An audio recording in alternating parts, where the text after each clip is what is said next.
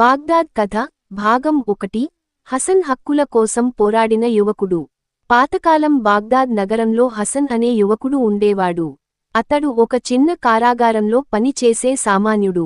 కాని అతని మనసు మాత్రం చాలా పెద్దది, న్యాయానికి, నిజాయితీకి, ధైర్యానికి ప్రతీక. ఒక రోజు హసన్ పట్టణంలో ఉన్న అతిపెద్ద వజ్రాల వర్తకుడి వద్ద పని కోసం వెళ్లాడు. అక్కడ అతను ఓ విచిత్రమైన దృశ్యం చూశాడు. ఒక బీద ముసలావిడ వజ్రాన్ని అమ్మడానికి ప్రయత్నిస్తోంది. కాని వ్యాపారి అది నకిలీదంటూ ఆమెను దుర్భాషలాడుతున్నాడు. హసన్ తానే ఆ వజ్రాన్ని పరీక్షించి చూసి నిజమైనదని గుర్తించాడు. అతను ఆ ముసలావిడకు న్యాయం జరగాలనుకొని ఆమెను తీసుకొని సుల్తాన్, రాజు దర్బార్కు వెళ్లాడు.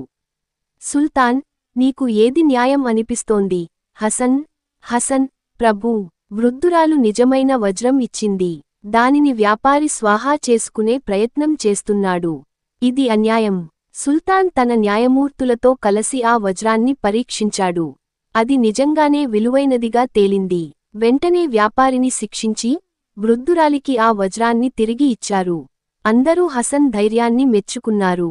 సుల్తాన్ అతనికి ఒక చిన్న ఉద్యోగాన్ని తన కోర్టులో ఇచ్చాడు. అక్కడి నుండి హసన్ జీవితం మారింది.